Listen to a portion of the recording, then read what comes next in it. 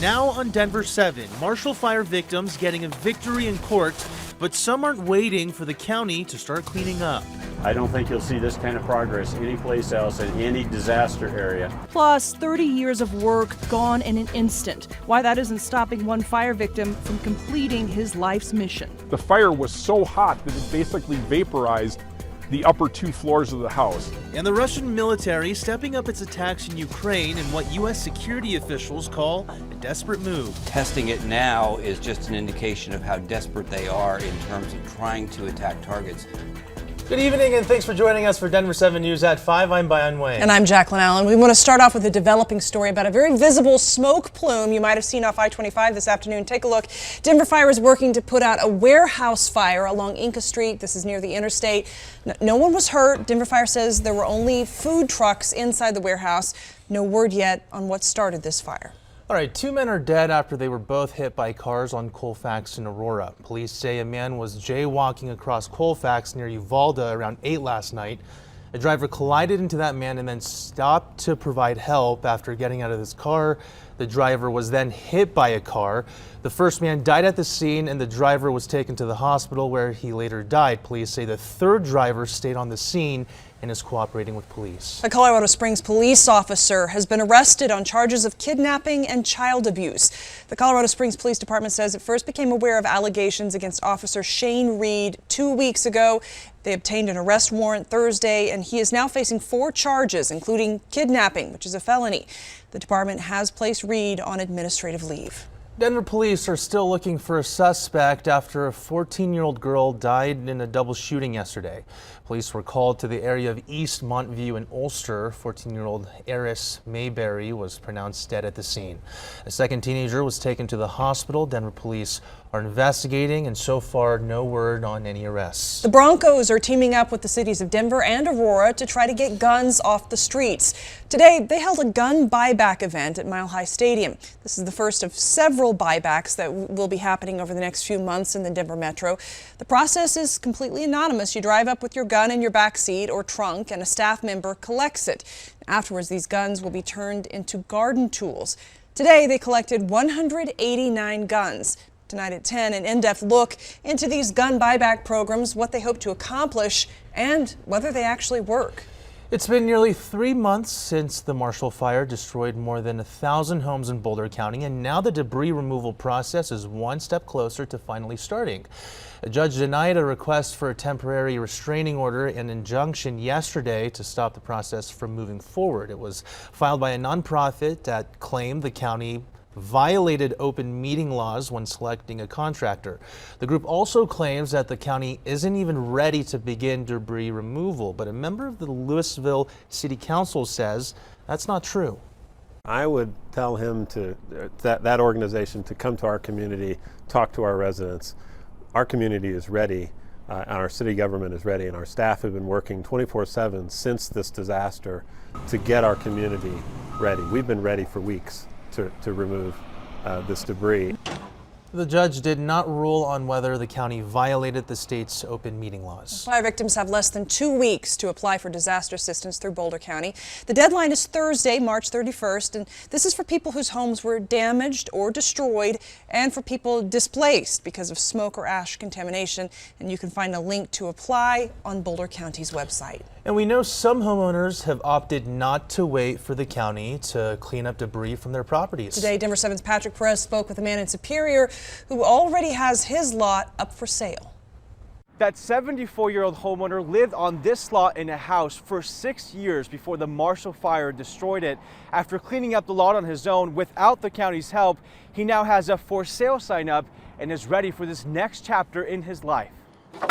At 74 years old, Paul Williamson is about to embark on a new journey. At my age, you know, the clock is ticking. A day after the Marshall Fire destroyed his home in Superior, he was already coming up with plans to rebuild it. After all, he built a sustainable home that once stood in this 13,000 square foot lot. My initial intent was to build back again, because that's the emotional thing, to make things right. But after weighing the options and the toll rebuilding would take on his health, he had a change of heart for a change of scenery. I decided that there are other things in this life. I've been there, done this already. there's other stuff out there. Now Paul is looking at selling the slot and moving somewhere with a beach. I'm going to have to go to Florida to start with. I liked going down the Keys. I used to live in the Virgin Islands, so that the Keys kind of gives me a little bit of a feel of the Virgin Islands. To help make this goal a reality, a for sale sign is now up where his mailbox used to be. His asking price, just shy of $1 million for this 1/3 of an acre lot. That includes $55,000 worth of cleanup after the fire, which wasn't easy. I don't think you'll see this kind of progress anyplace else in any disaster area. 2 weeks into putting his lot up for sale, he hasn't gotten any offers, but his neighbors tell him people are stopping by every 20 minutes or so to get more information. It won't be long, he says, before he's beachside. I don't know, I'm almost ready to go now. Patrick Perez, Denver 7. Patrick, thank you. It's also important to note that several charities came together today to help Marshall Fire victims. The Kroenke Sports Charities collected sports equipment today to help replace what was lost in the fire. So far, they have helped more than 3,500 victims by collecting and donating more than 70,000 pounds of clothes, food, and other essentials. Good for them. And tonight we are also hearing stories of how some Marshall Fire victims are moving forward with their lives and their businesses. Denver 7's Christian Lopez shows us how one man is planning to rebuild after the fire destroyed his lifelong dream. Hey man, it's like 100-mile-an-hour winds here in Boulder. It is just absolutely freaking terrifying. This was the last voicemail Tom Knox left on a friend's phone before escaping the Marshall Fire flames. When he returned, everything was gone. It's sad, man. It's for me, if nothing else, it was my life savings. Inside his home was a dream, decades in the making. It's pretty unique. I mean, not many people are willing to, I think, invest everything. He built a technology research lab he was using to develop products to help enhance tools we use every day. Oh, for example, when you aren't getting fast enough data rates on your phone, when your cell phone drops a call, this is all related to precision, time, and frequency. And so the more you can enhance that, the better the performance is going to be. He had also planned to eventually pass it along to others. It helped the next generation of engineering students, of electrical engineers, of people doing electronics type related physics to actually have a state-of-the-art lab so as they graduate, they can go and design their ideas and build their dreams. But everything he worked so hard on for nearly 30 years vanished in just seconds. So this was basically my lab.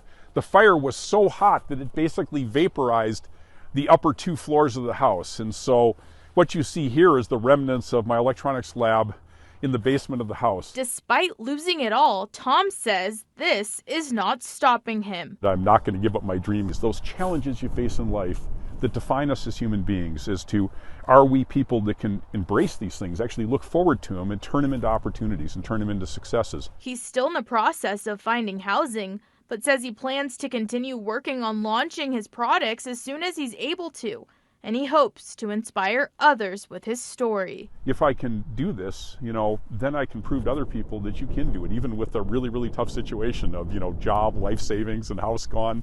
Can you go turn it around and go forward? And, I'm convinced I can do it. So, I think I'm really optimistic going forward. In Superior, Christian Lopez, Denver 7.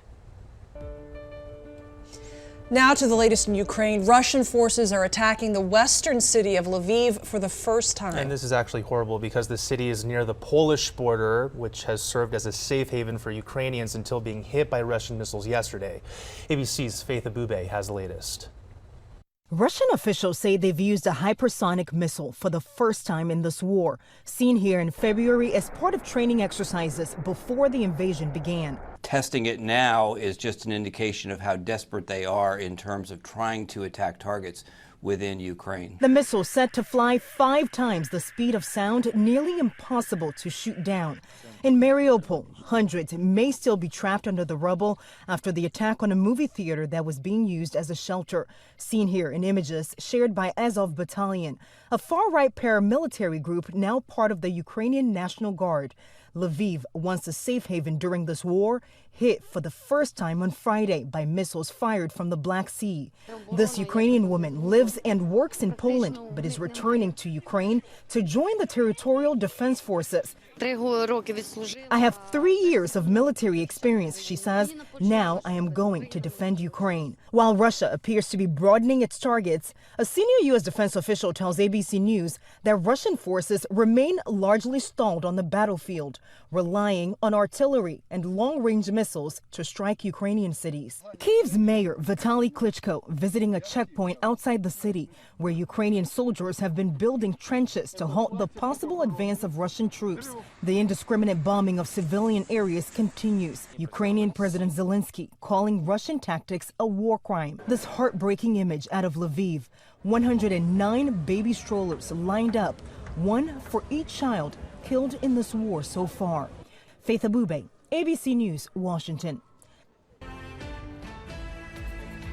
The BA.2 coronavirus variant, sometimes called stealth Omicron, has been detected in Denver. The strain is responsible for a rise in cases in Europe, Asia, and more recently, New York City.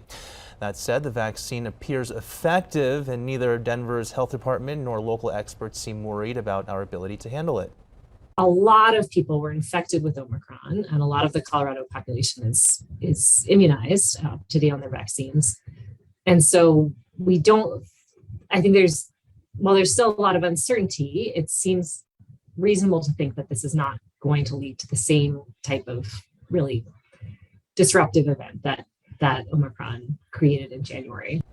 150 people were hospitalized in Colorado with COVID at last check, and because of recent changes within the state, that number will not be updated again until Wednesday. A Colorado landmark is welcoming visitors back after 2 years of COVID closures. Why visitors are now raving about the new and improved Famous Tour. Plus, one of Colorado's weirdest and wackiest events is finally back. Hear about the frozen dead guy days next.